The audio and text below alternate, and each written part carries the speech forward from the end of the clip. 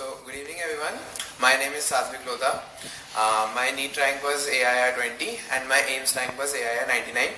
So today basically we are going to talk about some tips regarding how to score better in chemistry, physics and biology.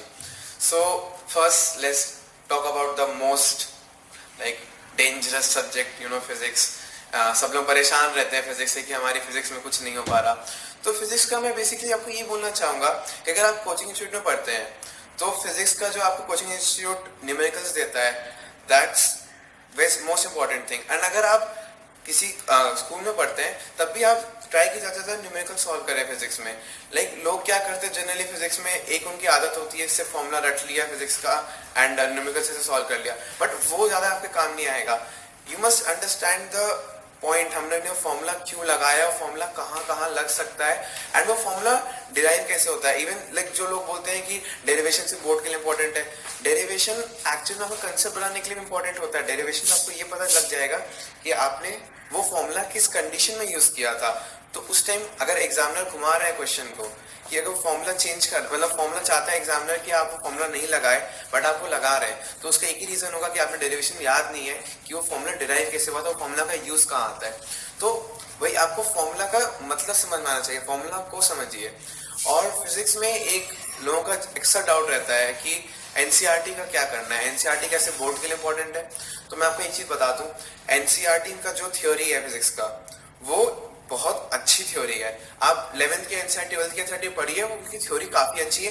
And even जो 12th के NCERT के पीछे questions दे रखे हैं and जो उनका points to pounder होता है एक, वो भी बहुत अच्छा होता है. कंसेप्ट वाइज बहुत अच्छे होते हैं. एआर उसमें से लाइन बाय लाइन उठ के आ जाते हैं एकदम बिना चेंज किए. इवन जो सॉल्व एक्सरसाइजेस होते हैं ना फिजिक्स केमिस्ट्री का, फिजिक्स के एनसीईआरटी के, वो भी बहुत इंपॉर्टेंट होते हैं. बट मैं एक चीज और बताना चाहूंगा कि अब जब आपका फाइनल टाइम आ गया है तो आई वॉन्ट कि आपने जितना कर रखा है आप उस पर ज्यादा फोकस करिए. जो आपने पहले से कर रखा है उसको रिवाइज कीजिए, वो ज्यादा इंपॉर्टेंट है. अगर आपने एनसीईआरटी नहीं की तो उसको जरूर पढ़ लीजिए, बट अगर आपने एनसीईआरटी कर ली है एंड आपने कुछ एक्स्ट्रा भी किया है देन इट्स फाइन. जितना अभी तक किया आपने आप उसको ज्यादा रिवाइज कीजिए, उसको ज्यादा अच्छे से करिए. ठीक है. अच्छा, फिलहाल मैं थोड़ा केमिस्ट्री का बात कर लेता हूँ. तो केमिस्ट्री में देखिए फिजिकल, इनऑर्गेनिक और ऑर्गेनिक है. तो ऑर्गेनिक केमिस्ट्री का तो आपको कुछ सोचना ही नहीं है, एनसीईआरटी से ही आता है सब कुछ, ऑलमोस्ट सब कुछ. एंड मैंने देखा है काफी बच्चे जो आखिरी के चैप्टर्स होता है ऑर्गेनिक केमिस्ट्री के एनसीईआरटी के, जो केमिस्ट्री इन एवरीडे लाइफ हो गया एंड पॉलीमर्स हो गया, इवन जो 11th के टॉपिक्स है ऑर्गेनिक एस्टिमेशन हो गया, एनवायरमेंटल केमिस्ट्री हो गया, इसको जनरली बच्चे एकदम ही छोड़ देते हैं, एकदम नेग्लेक्ट कर देते हैं. बट इनमें से काफी क्वेश्चन आते हैं. Even NCERT line by line आ जाती है. तो मेरा पर्सनल सजेशन ये रहेगा उसको अच्छे से कीजिएगा. प्लस ऑर्गेनिक केमिस्ट्री का 12th के एनसीईआरटी काफी अच्छी है, तो आप उसको कर लेंगे तो आपका काफी ज्यादा ऑर्गेनिक केमिस्ट्री कंप्लीट हो जाता है. हाँ, लेकिन आपको ऑर्गेनिक केमिस्ट्री की प्रैक्टिस जरूर करनी पड़ेगी. क्वेश्चंस वो आप कोचिंग इंस्टीट्यूट के मटेरियल या फिर बुक्स में से प्रैक्टिस कर सकते हैं. बट मैं वापस से वही बोलना चाहूंगा, नया ज्यादा मत ट्राई कीजिए, जो पढ़ रखा है जो इम्पोर्टेंट है उसको कीजिए. लोगों का ये होता है मैं ज्यादा पढ़ लेता हूँ, ये क्वेश्चन आएगा, ऐसे यहाँ से क्वेश्चन आ जाएगा, बट द पॉइंट इज सबसे ज्यादा इंपॉर्टेंट होता है बेसिक्स. तो बेसिकली हमें बेसिक्स में ज्यादा फोकस करना होता है. लोग ये सोचते हैं कि 180 मार्क्स के क्वेश्चन है तो हम वो 10 मार्क का जो क्वेश्चन आएगा, 2 क्वेश्चन जिनमें हम स्कोर करेंगे, वो गलत चीज है आपका. आप बेसिक चीज को अपना क्लियर कीजिए. वो 2 मार्क का क्वेश्चन होना होगा तो हो ही जाता है और नहीं होना होता तो फिर वो नहीं होता है. तो बेसिक्स में ज्यादा फोकस कीजिए. ऑर्गेनिक केमिस्ट्री एनसीईआरटी बहुत अच्छी है. प्लस फिर उसके बाद इनऑर्गेनिक केमिस्ट्री में भी लोग ज्यादा बोलते हैं बहुत रोड लर्निंग है. हाँ, तो वो है, बट आपको एनसीईआरटी उसकी भी करनी चाहिए. उसकी 12th के एनसीईआरटी से काफी क्वेश्चन आते हैं, पी ब्लॉक, एस ब्लॉक वगैरह आता है, अच्छे से आता है, आप प्लीज कीजिएगा. प्लस एआर वगैरह, पॉइंट इस केमिस्ट्री में भी जो एआर आते हैं ना वो भी सारे केमिस्ट्री एनसीईआरटी के लाइन से ही आते हैं. तो काफी बच्चे लोग ऐसे कंफ्यूज हो जाते हैं एआर पढ़ के, जब पहली बार देखा होता है कि ये क्या लिख दिया. एंड जो एनसीईआरटी पढ़ के जाता है उसको हाँ ये तो एनसीईआरटी की लाइन है, मेरा एआर सॉल्व हो गया.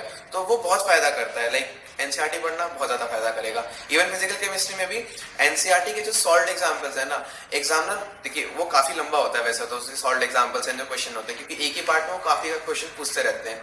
बट नीट वगैरह में क्या होगा, उस किसी एक पार्ट को क्वेश्चन बना के एग्जामिनर थोड़ा सा घुमा देगा एंड उस पर क्वेश्चन पूछ लेगा आपसे. तो बेसिकली फिजिकल केमिस्ट्री ज्यादातर यही होता है। इवन फिजिकल केमिस्ट्री की भी आप एनसीईआरटी पढ़ सकते हैं, जो सर्फेस केमिस्ट्री वगैरह की एनसीईआरटी है उनकी थ्योरी वगैरह काफी अच्छी दे रखी है, उसको भी पढ़ सकते हैं। फिर से मैं वही कहना चाहूंगा, नया ज्यादा नहीं, basics NCERT, basics and NCERT. Bio में तो आपको कोई डाउट ही नहीं है, सिर्फ एनसीईआरटी करेंगे, सिर्फ एनसीईआरटी 320 प्लस मार्क्स गारंटीड है। फिर उसके बाद देखिए बायो में बाहर से क्वेश्चन आते हैं, लास्ट ईयर भी आए थे, इससे पहले भी आते हैं, बाहर से क्वेश्चन आते हैं बायो में।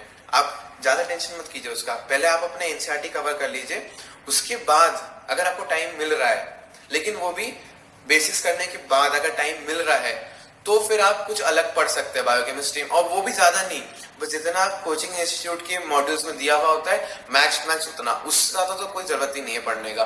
फिर लोग बोलेंगे कि लाइक एक दो क्वेश्चन आ जाते हैं जो नहीं होते, तो नहीं, किसी से ही नहीं होते, वो लेग पे फैक्टर आ ही जाता है कि लाइक आपने पढ़ा है कभी तो वो हो गया, बस वो हो गया, वो आप नहीं हैंडल कर सकते। दुनिया में बहुत कुछ है पढ़ने के लिए, आप सब कुछ नहीं पढ़ सकते 2 साल में, तो ऐसे आप बायो के लिए प्रिपेयर कर सकते हैं।